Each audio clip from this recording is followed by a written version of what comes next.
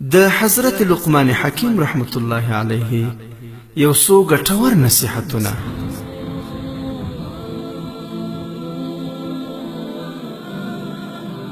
د ګټې او زیان لپاره خپل عزت له منځه مه وړه. ملګري ته د راز خبره مه کوه، کیدای شي چې سبا ستا دښمن شي. په مجلس کې له خلکو څخه مخکې مه ویده کیږئ. د میلمه په وړاندې چاته غوسه مه کوه. خلک د خلکو په وړاندې مه رسوا کوه. بې ځایه وینا کوونکی او لوی کوونکی مه اوسه.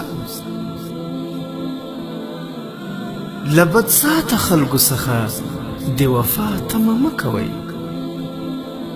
ما ادب له بې ادبانو څخه زده کړ، ځکه چې دوی به کوم ناوړه کار وکړ، ما به له هغه څخه ځان ژغوره. په مجلس کې خپله ژبه په کنټرول کې وساتئ. هغه راز چې له دښمن څخه یې پټ ساتئ، دوستی هم مه ښکاره کوئ، ځکه کیدای شي چې دا دوست مو یو وخت دښمن شي.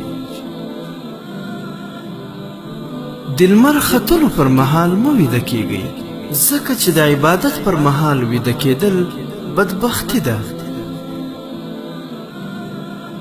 د غصې په حالت کې د خپل لاس ساتنه کوئ.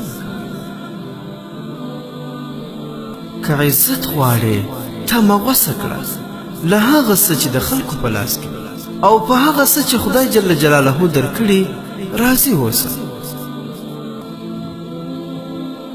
په هر مجلس کې چې د الله جل جلاله ذکر کیږي ګډون پکې کوئ، او د بدانو له ناستې نه ځان لرې وساتئ. رښتیا خبره مه پټوئ او درواغ خبره له سره مه کوئ. د علم په مرسته د انسان وحشت او ډار له منځه ځي. دنیا د غلو مورچه ده، په دې کې په هوښیارۍ او پوهې سره ژوند کول پکار دی.